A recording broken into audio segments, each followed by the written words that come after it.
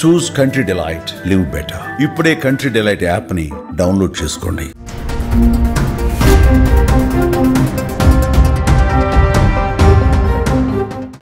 అందరికీ నమస్కారం. నేను Swaroopa Potlapalli. Welcome to Suman TV. ఇప్పుడు మేము చెప్పబోయే విషయం పిల్లలున్న తల్లిదండ్రులను ఎంతో బాధకు, ఆవేదనకు గురి చేసేది, అంతేకాదు అప్రమత్తం చేసేది కూడా.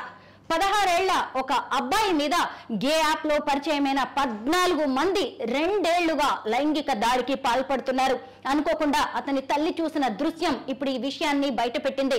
కేరళలోని తిరువనంతపురంలో జరిగిన ఈ ఘటన అందరినీ భయపెడుతోంది. దీంతో 14 మంది మీద పోలీసులు పోక్సో చట్టం కింద కేసు నమోదు చేశారు. ప్రస్తుతం నాతో పాటు ఉన్నారు సైబర్ ఎక్స్పర్ట్ నల్లమోతు శ్రీధర్ గారు. ఆయనతో మాట్లాడి ఈ ఇన్సిడెంట్ గురించి అనేక విషయాలు తెలుసుకుందాం. నమస్తే శ్రీధర్ గారు. శ్రీధర్ గారు, చూశారు కదా, 16 ఏళ్ల వయసున్న అబ్బాయి 10వ తరగతి చదువుతున్నాడు. అతను 2 ఏళ్లుగా గే యాప్ యూజ్ చేస్తున్నాడు. ఆ వయసు అబ్బాయికి అసలు గే యాప్ యూజ్ చేయాల్సిన అవసరం ఏమొచ్చిందంటారు? వాస్తవంగా ఇంటర్నెట్ పెరిగిన తర్వాత మిగతా సోషల్ మీడియా అడిక్షన్ పక్కన పెడితే కనుక తెలియకుండానే చాప కింద నీరులాగా అవాంఛనీయమైన లైంగిక ఇలాంటివంతా కూడా పెరుగుతుంది. చాలా మందికి తెలియదు.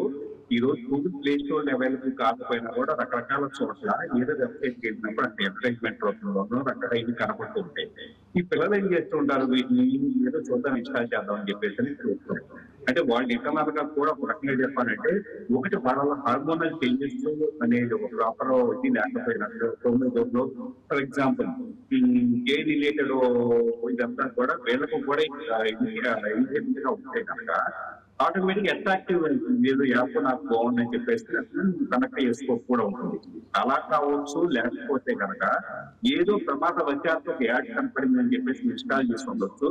అలా చేసిన తర్వాత ఏమవుతుంది, వన్స్ అకౌంట్ క్రియేట్ చేసిన తర్వాత ముఖ్యంగా ఈ సోషల్ మీడియా ఇలాంటి అప్లికేషన్స్ లో, డేటింగ్ అప్లికేషన్స్ లో ఎవరెవరు కొత్త కొత్త పర్సన్స్ కనెక్ట్ అవుతూ ఉంటారు.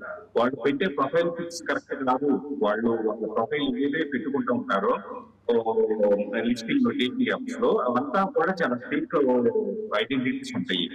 సో ఇతను కనెక్ట్ అయినప్పుడు ఏదో చాట్ చేస్తూ ఉండటము అంటే నిర్ణయాత్మక శక్తి డేటింగ్ మేకింగ్ అనేది చిన్నపిల్లలకు ఉండదు. కాబట్టి వాళ్ళు చెప్పే మాటలకి కబుర్లకి వెంటనే లొంగిపోయేసి ఆటోమేటిక్ గా మాట్లాడటం మొదలు పెట్టిన తర్వాత నా దగ్గర కలుపుకోమని చెప్పేసిన తర్వాత కలిసిన సందర్భాలు లైఫ్ వేదికలు జరుగుతూ ఉంటుంది.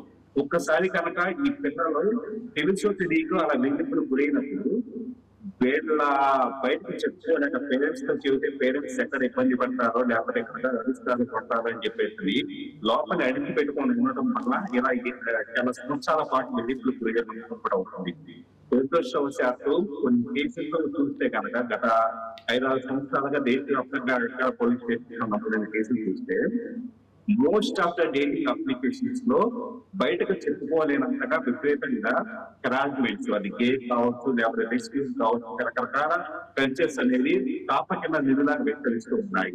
ఖచ్చితంగా దీని పట్ల ఒక కఠినమైన నిఘా నియంత్రణ లేకపోతే ముందు ఇలాంటి కేసులు ఎక్కువగా మనం చూసే అవకాశం. శ్రీధర్ గారు, ఈ అబ్బాయిని కేరళలోని వివిధ ప్రాంతాలకు తీసుకువెళ్లి శారీరకంగా, మానసికంగా ఎంతో హింసకి గురి చేశారు. ఇంతకీ అతని మీద ఇలా లైంగిక దాడికి పాల్పడిన వాళ్లలో ఒక పొలిటీషియన్ ఉన్నారు, 2 గవర్నమెంట్ ఉద్యోగులు ఉన్నారు, ఒక ఫుట్బాల్ కోచ్ కూడా ఉన్నారు. సమాజంలో పెద్ద స్థాయిలో ఉన్న వ్యక్తులు ఇలా పసిపిల్లలను టార్గెట్ చేయడం ఏంటి? స్వరూప్ గారు, మనం చూసుకుంటే కనుక అన్ని చోట్ల కూడా బాగా పెరుగున్న వాళ్ళు పైకి చాలా సమాజంలో పలుకుబడి వాళ్ళు విధానాలు బట్టి వాళ్ళ బిహేవియర్ కానీ వాళ్ళ సైకలాజికల్ ప్యాటర్న్స్ ఇవన్నీ కొన్ని సందర్భాలు ఇలాంటి కేసులు బట్టి చూస్తే కనుక మన చుట్టూ తిరిగే వ్యక్తులే, సమాజంలో బాగా పేరున్న వ్యక్తులే, ఇలా రాజకీయ నాయకులు, ఇలాంటి వాళ్ళంతా ఈ టైప్ ఆఫ్ టెండెన్సీస్ సైకలాజికల్ లో క్లాస్ ఇవన్నీ కలిగి ఉన్నారంటే కనుక ఎంత దారుణంగా విషయం. అంటే వీళ్ళు నిజంగా సొసైటీని తీసి పెట్టలేకపోతే కనుక వీళ్ళు ఇంకాస్త చాలా దారుణమైన విషయాలకి ఇదే ఎక్కువ కూడా ఉంటుంది. సో ఖచ్చితంగా మన చుట్టూ ఉండే వాళ్ళని బ్లైండ్ గా నమ్మకం మానేయాలి.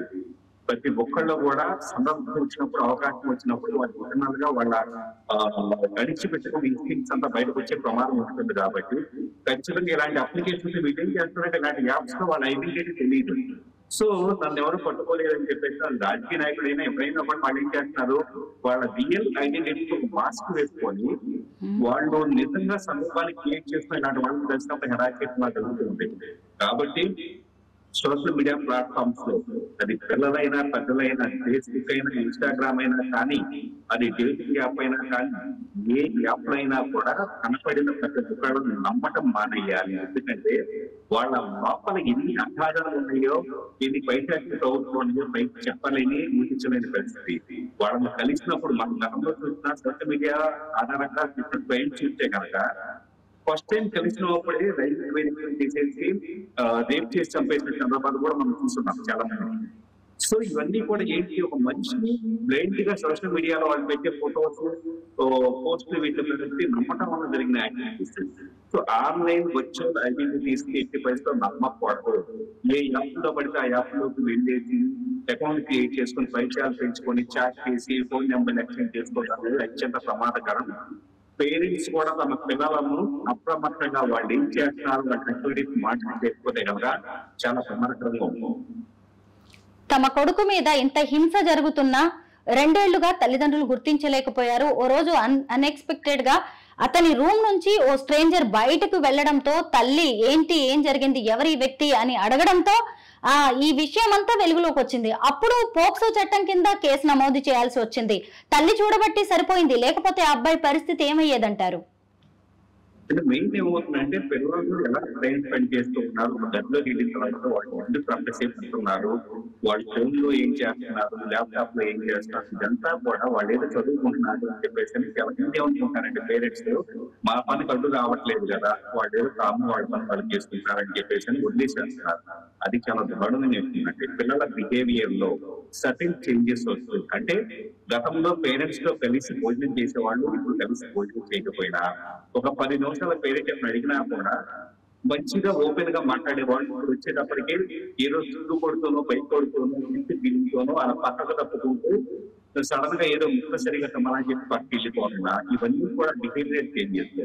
ఈ బిహేవియర్ చేంజెస్ పిల్లల్లో ఏమాత్రం వస్తున్నాయి అంటే కనుక వాళ్ళు ఏదో తప్పు చేస్తున్నట్టు అర్థం చేసుకోవాలి. ఖచ్చితంగా ప్రతి పేరెంట్ కూడా ఈ పిల్లల్లో వచ్చే చిన్న మానసికమైన ప్రవర్తనలో వచ్చే మార్పులు గమనించకపోతే ఇలాగే బాగా ప్రమాదం ముదిరిపోయిన తర్వాత కొన్ని సందర్భాన్ని ఎలాంటి హెరాస్మెంట్స్ ఉన్న సూసైడ్ కూడా చేసుకోవచ్చు.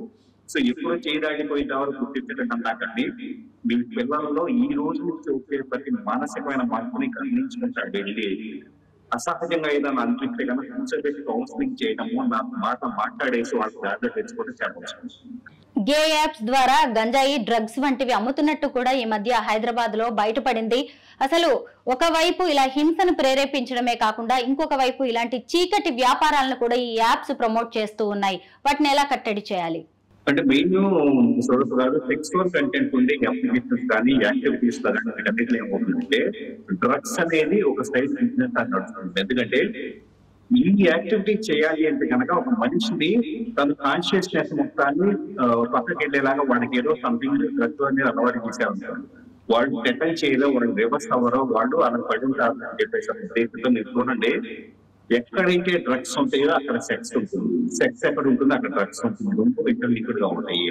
సో కాబట్టి ఇలాంటి అప్లికేషన్స్ ద్వారా ఇంటర్నల్ గా ఎప్పుడైనా కూడా డ్రగ్స్ కెలమైన స్కోప్ ఉంటుంది. వీటి మీద ఈ యాప్ వ్యవహారాలు government plus at the same time account కలిగి ఉన్న వాళ్ళ మీద నిరంతరం నిఘా పెట్టడమే దీన్ని సజెషన్ అంటే. సో అంతే తప్పించేసి వీటిని ఇంకొక లెవెల్లో కంట్రోల్ చేయాలంటే కొద్ది యాప్ అన్నా బ్యాన్ చేయాలి. బ్యాన్ చేసిన ప్లే స్టోర్ లో కాకుండా దగ్గర అవైలబుల్ అవుతుంది.